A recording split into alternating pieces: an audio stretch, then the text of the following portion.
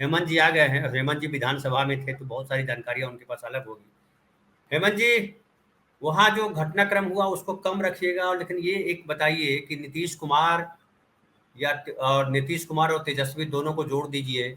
जो ये जो विमर्श नया खड़ा हुआ है बिहार से चल के पूरे देश के स्तर पर, ये बीजेपी को कितना परेशान कर रहा है और ये इंडिया गठबंधन के कितना साथ है। एक तो ये पॉलिटिकल सवाल है। एक और सवाल इसमें ऐड कर दीजिए कि यहाँ से क्या लग रहा है कि जो दलित वंचित समाज है, जो ये लड़ाई चल रही है, जैसा कि अनिल भाई साहब ने कहा कि 75 साल से आप आरक्षण दे रहे हैं, कहाँ पहुंचे ये आरक्षण जो है, वो आम आदमी के नजदीक कहाँ पहुंचा, कितना फायदा मिला, इसका भी आकलन होना चाहिए। उसके लिए एक विमर्श भूमि बना दिया है ये जाति सर्वेक्षण ने।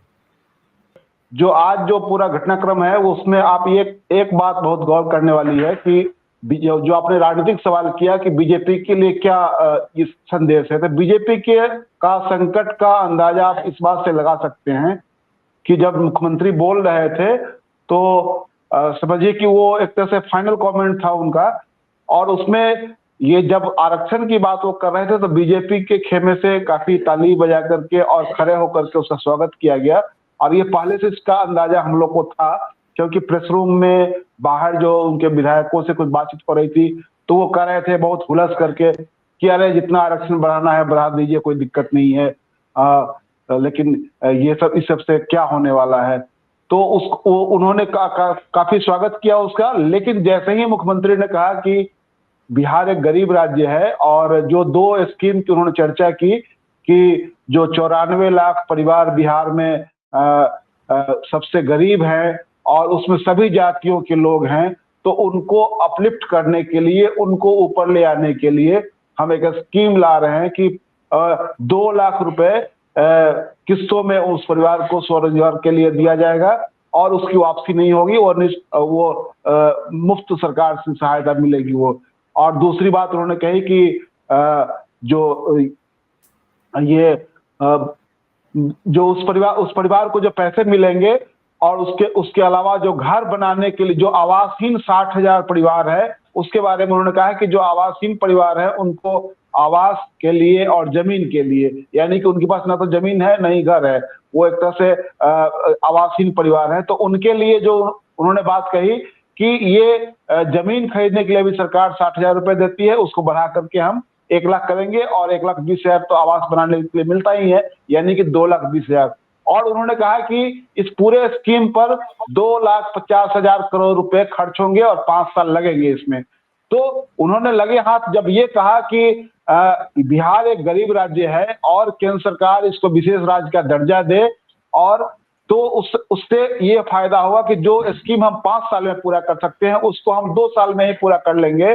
तो इस मुख्यमंत्री की इस मांग पर बीजेपी के खेमे में सन्नाटा पसर गया। कोई ताली बजाने वाला भी नहीं था, कोई उस पर खड़े होकर के उसका स्वागत करने वाला भी नहीं था। तो इस बात से आप समझ सकते हैं कि मुख्यमंत्री ने एक ऐसा ये गड़ा हुआ मुद्दा फिर से सामने ला करके रख दिया जो बीजेपी के साथ जब वो सरकार में थे तब भी ये मांग हो रही थी कि विशेष राज्य का दर्जा मिले।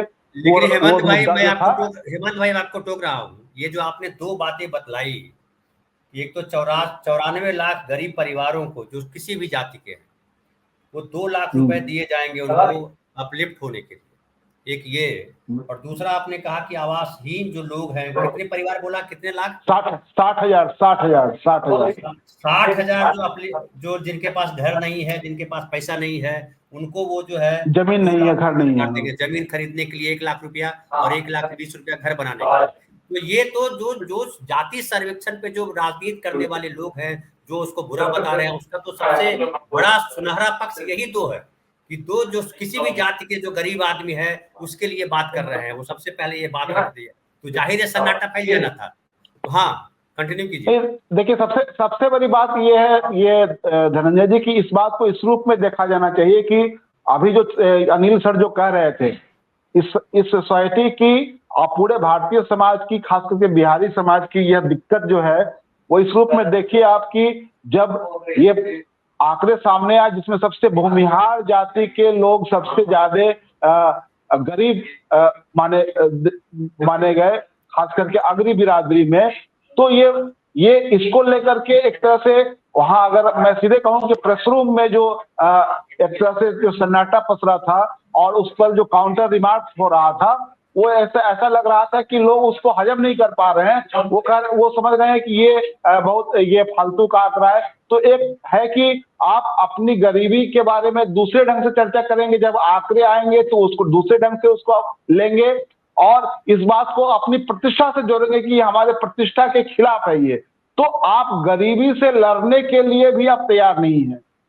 तो गरीबी से कैसे लड़ा जाए? आप जब कहते हैं कि गरीबों, प्रधानमंत्री जी कहते हैं कि हमारी जाति तो गरीबों की जाति है, हम तो गरीबों को अपनी जाति मानते हैं। तो कहाँ है ये? आप तो देखने को मिल रहा था। ये आज ये भी साबित हुआ कि जो मीडिया में जो डाइवर्सिटी नहीं है, वो उससे साफ हो रहा था कि मीडिया का 99.9% हिस्सा जो है आज प्रेस रूम में बैठ करके इसके खिलाफ विमर्श कर रहा था कि ये सब आंकड़े जो है कैसे गलत है। तो ये जो कहा जाता है कि मीडिया के ऊपर उनके मालिकानों का दबाव है, ये आधा सच है।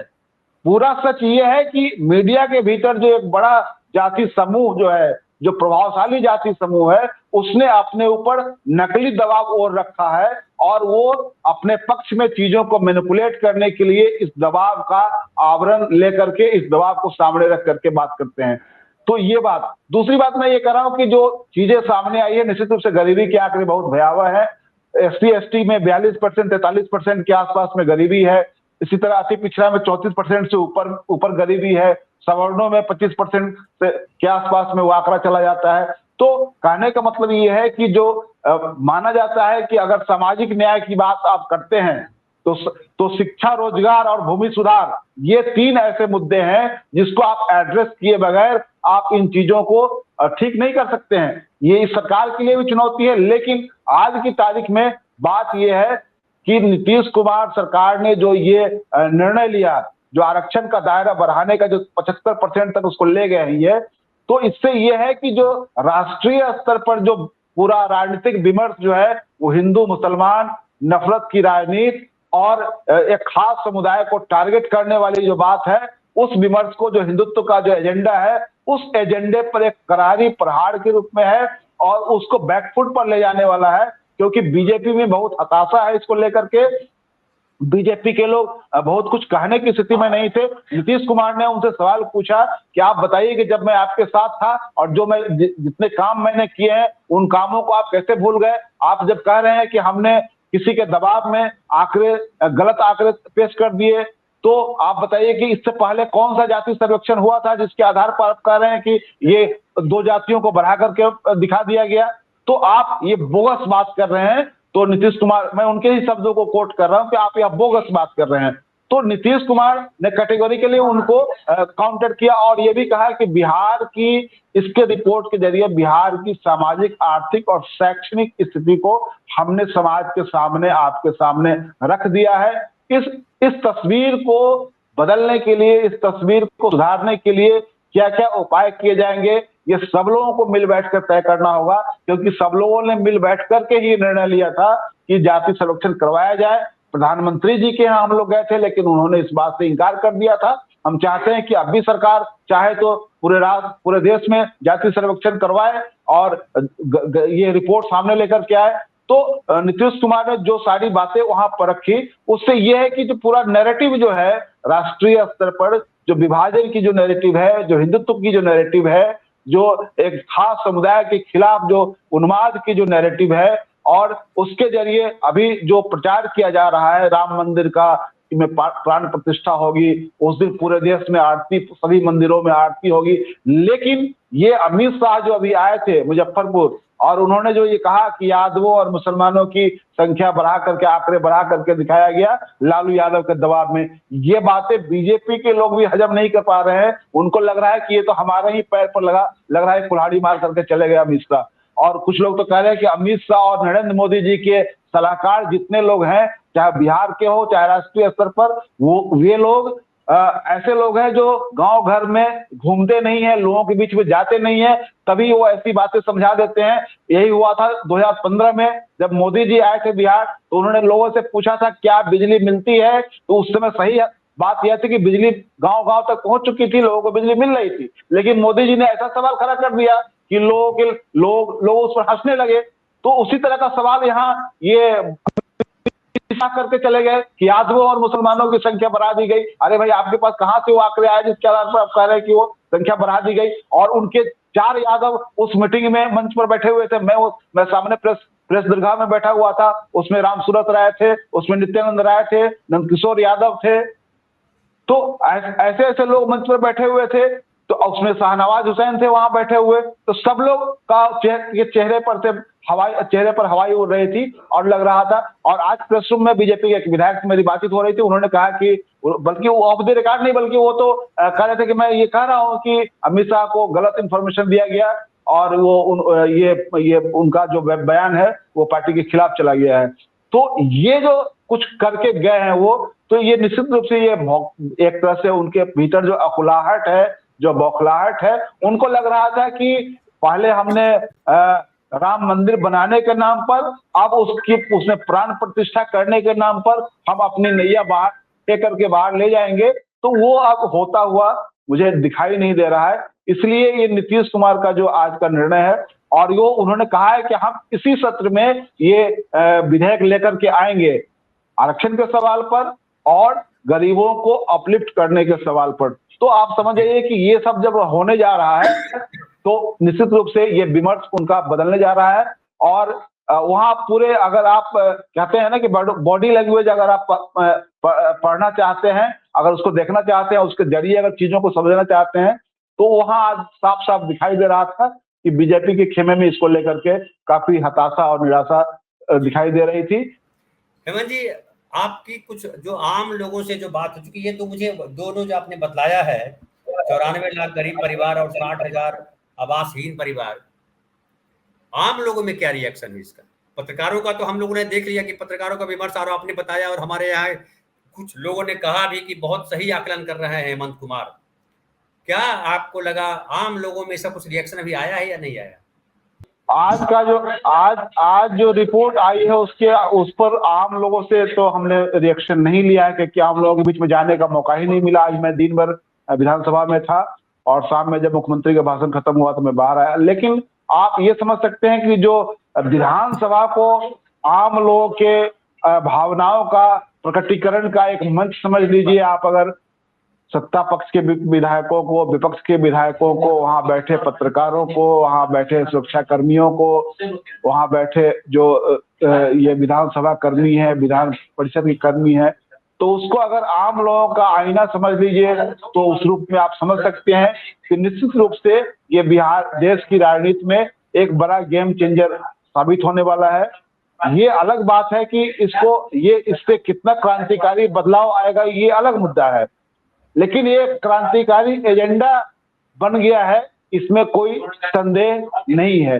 मैं समझता हूं कि देश के पूरे राजनीतिक विमर्श को बदलने के लिए ये काफी है। हाँ, ये चुनौती ये है कि हिंदुत्व की जो शक्तियां हैं, वो शक्तियां इतनी नीचे तक घर कर गई हुई है, इतना साधन संपन्न है, इतना वोकल है कि उनका मुकाबला करने के लिए आपको उस रूप में जाना पड़ेगा। आप वो जमाना नहीं है कि आप ये चाहेंगे कि विमर्श जो है वो सिर्फ हम यहाँ मीडिया में बैठ करके बात कर ले, वो चला जाए। विमर्श आपको नीचे तक ट्रांसलेट करने के लिए, नीचे तक ले जाने के लिए आपको जाहिर है कि आपको उस तरह की पूरी कार्य योजना बना करके लोगों के बीच में जाना पड़ेगा, लोगों के बीच में उतरना पड़ेगा। ये बड़ी चुनौती है। जी धनंजय भाई। संजीव, एक और सवाल आपसे कर दूं, ये जो 94 लाख आबादी है, परिवार है, ये एक बड़ी आबादी होती है। मतलब कम से कम जो है, अगर 5 के हिसाब से भी अगर करते हैं तो 4.5 करोड़ के आसपास है। बिहार की आबादी जो है 13 है। हाँ, सही कह रहे हैं आप। 4.5 करोड़ के आसपास भी अगर मान लेते हैं, और हालांकि जो गरीब है उनके बच्चे ज्यादा है, फिर भी तो हम 5 के हिसाब से जोड़ते हैं, 5.5 करोड़ आबादी है और बिहार की आबादी 12-13 करोड़। तो एक बड़ा हिस्सा कवर हो जाएगा। और क्या लगता है, इससे राज्य की सूरत बदलेगी, वोट पैटर्न बदल जाएगा, पूरा का पूरा खेल बदल जाएगा, राजनीतिक खेल बदल जाएगा? देखिए, जाहिर सी बात है, इसका असर इसका जब एक मिनट योगेश जी, इसका राजनीतिक रूप से तो फायदा होगा ही, जमीनी स्तर पर इसका असर होगा। लेकिन मैं ये कह रहा हूं कि जो सोसाइटी के लोकतांत्रिकरण की जो चुनौती है, उसको आप इस रूप में अगर नहीं लेंगे तो आप इसको पॉवर्टी एलिमिनेशन स्कीम के रूप में लेकर के बहुत अधिक कितना आप हासिल कर सकते हैं। समाज को बदलने की जो चुनौती है वो चुनौती एक बड़ी चुनौती है, और इसलिए मैं कह रहा हूं कि जिनके भीतर गरीब सबसे ज्यादा पाए गए हैं उस आंकड़े के लिहाज से, वो इसको अपने स्टेटस सिंबल के खिलाफ मान रहे हैं। वो अलग अलग ढंग से, जब उनको नौकरी में फायदा होने की बात होगी तो उसको कबूल कर लेंगे, लेकिन जब सार्वजनिक चीजें हो जाएंगी तो उनको स्टेटस सिंबल के खिलाफ लगेगा। अरे ये तो हमारी प्रतिष्ठा के खिलाफ हो गया कि हमको कहा जा रहा है कि हमारे भीतर 25% लोग गरीब लोग हैं। तो ये जो चुनौती है, इसका मुकाबला सिर्फ आप पॉवर्टी एलिमिनेशन थोड़ी कर सकते हैं। इसके लिए तो दूसरी चुनौतियां हैं, आप जिसको कहते हैं कि सांस्कृतिक नवजागरण की जो चुनौती है आपके सामने, उसका वो लेकर के आपको जाना पड़ेगा ताकि समाज बदले। अब तक तो ये साबित हो रहा है कि बहुत कुछ, ये 75 सालों में हम अपना समाज नहीं बदल पाए हैं, समाज वहीं की वहीं खड़ा हुआ दिखाई दे रहा है। तो ये एक बड़ी चुनौती है। एक और सवाल आपसे छोटा सा जवाब दीजिएगा, माले का क्या रिएक्शन है? क्योंकि वो गरीबों के साथ है, गरीबों के बीच काम करती हो पार्टी, उनका क्या रिएक्शन है इस पर? माले ने वही कहा है कि सामाजिक न्याय के 3 आधार, शिक्षा, रोजगार और भूमि सुधार का एजेंडा नीतीश जी ने तो भूमि सुधार पर बंदोपाध्याय कमेटी से पूरा काम करवाया था, उसकी रिपोर्ट इनके पास पड़ी हुई है, लागू करे उसको।